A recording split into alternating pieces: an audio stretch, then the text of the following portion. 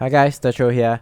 New video, another build. So although I said that the Sweep Impale champion would be my last character for the league, I was wondering, like, I have so much currency and there's still 1 month left into the league, so why not create more builds that I want to try. So I decided to create the manliest build I can ever do, Facebreaker, basically killing bosses by slapping them, and the damage is so insane. On our POB is like 14 to 15 million DPS easily, right? And it's so good compared to Sweep.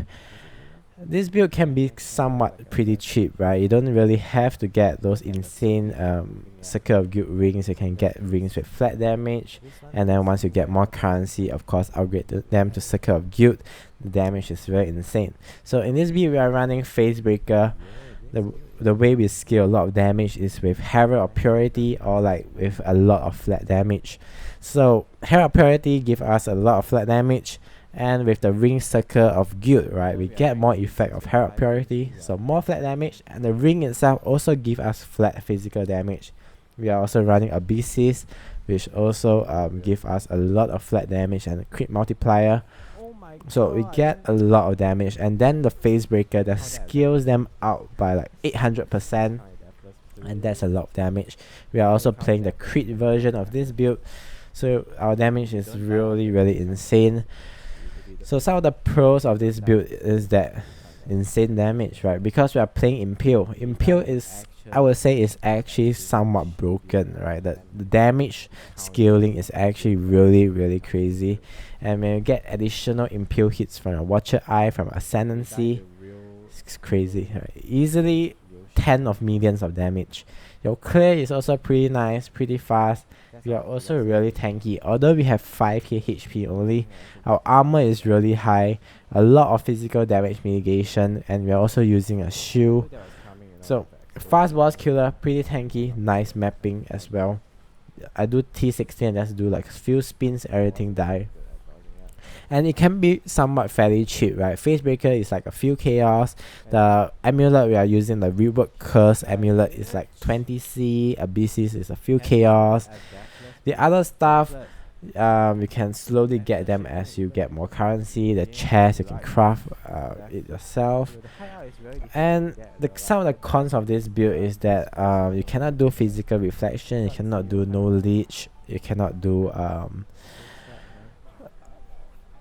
no leech degeneration. Try not to do that, but you can still do no lesions.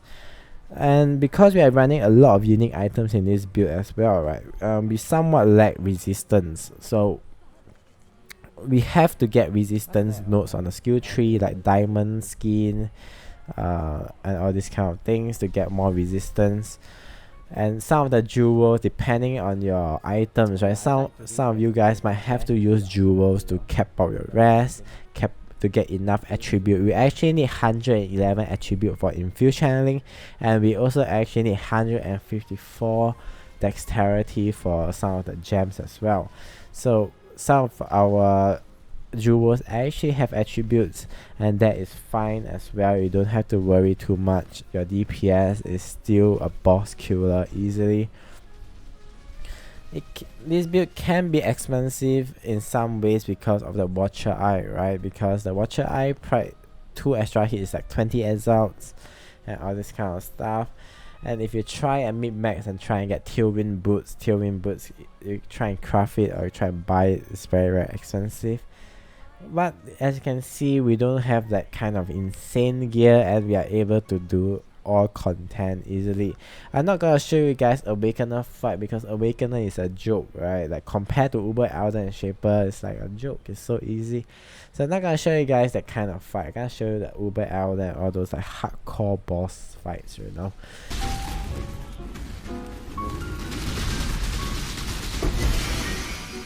Alright guys, so gonna go through over the gears of this build. So I also forgot to mention during the voiceover that this build, another good thing is that we are running double curse, so we have the flexibility to run like offensive or defensive, or you want more damage, you can go with double offense or defense, double defense, right? So you have the flexibility of doing so because we are playing double curse. So let's get started with the items, okay? Obviously, Facebreaker because we are playing the Facebreaker build, the name of the build, right? Let me put D&D. So obviously Facebreaker is the start of the build alongside with the Circle of Guild Ring. So Circle of Guild Ring just increase the effect of the Herald Purity, so it's a very good ring with flat damage. So you want to look for buff effect and also increase physical damage while affected by Herald Purity. So it's very important. The implicit is very expensive if you want to get a good implicit like crit multi and all this. So for me, I just got any random one, it's fine. This costs like 9 exalts and 9 exalts, so nearly 20 exalts. So for helmet, Abyssis is just such a good helmet. Try and get a good roll one, and if possible get Cyclone, have increased attack speed. That one, if you go with the enchantment onto an Abyssis, it costs like 40 exalts, right? So maybe you can try and get a lab enchantment yourself, but that's very difficult, right? So no, depends, right? If you have the money to buy a Cyclone attack speed on the Abyssis, which is like 40 exalt, then go ahead. Then for amulet, we are using Rework Curse. That's overall a very good amulet for unarmed build or like Facebreaker build in general, because crit bounty and the crit chance is really nice. Also, some of the bonus is like modifier to claw also affects our Facebreaker. So you could technically get claw notes. You can get jewels with like things that affect claw damage. So it's like a little bit of bonus, alright. But yeah, I'm not gonna get claw notes because it's too far from our skill tree. So for shield, we are using Unyielding Flame. This shield is so good for like crit or like melee build. It has everything we want. It has rest, it has crit chance, life, more rest, and the attack speed bonus when you crit recently. And one more extra bonus is like whenever you crit, it triggers Commandant of Inferno. Commandant of Inferno is basically it drops a meteor that deals like 3 to 5k fire damage whenever you crit. A little bit of bonus damage, but it's not so important. The main thing about this shield is the attack speed, the crit chance, and like the rest and life and all this kind of stuff, right? So this shield is really good. So going through all of this, so our chest piece is attack have increased critical strike chance and additional curse. That's why we're able to play 2 curse. You can craft this yourself using an Awakener Orb. If you want to find out how to craft this type of chest, you can find out a video on my YouTube channel that I actually teach you how to craft this type of chest piece, okay?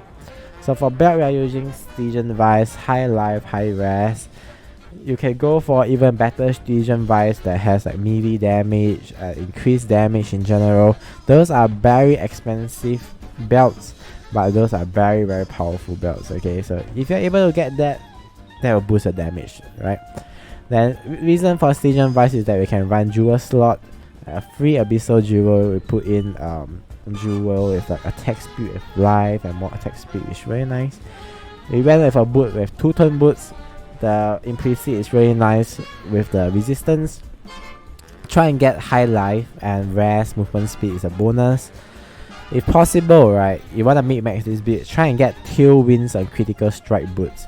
Tailwind just give you more attack speed and more like movement speed. So Tailwind is super strong, but it can be quite hard to get a good boost. I mean, you can use Awakener Orb, you are guaranteed Tailwinds modifier, but it's quite hard to get like resistance and good amount of life on those boots. Although you can try and craft one yourself, it's better to craft one yourself than to buy one, right? You buy one, it's very expensive. It's better to go and craft one yourself with Awakener Orbs. It's the same method as crafting the chest. If you were to do so yourself, it's just basically boots, crafting boots, right? So for flask, you're using life flask, instant recovery with like remove ailments. We are using Lion Roar. Just overall a very strong flask for melee, more melee damage, and like all those bonus effect is so good. Water Faith, insane flask, right? So much crit, so much damage. So this flask is so good, but it's expensive. Diamond Flask for crit because we're playing crit, and we also crafted remove ailments. Onslaught Flask, super good for damage, and we also crafted remove bleeding as well. So I'm gonna go over the jewels right now, right? Jewels is also part of the equipment.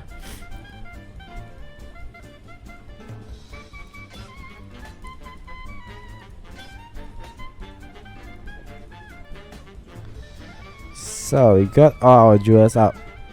Jewels is generally undergo for life, attack speed,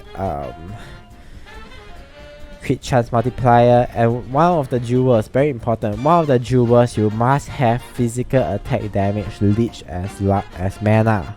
This one is very important because we don't have any real way to leech mana, so this is the only way we get mana, leeching mana with our jewel. So it's very important that we get this. So try and get one jewel with leech as mana. Then one of the watcher eye we actually have, when you're using pride, your impale lasts 2 additional hits.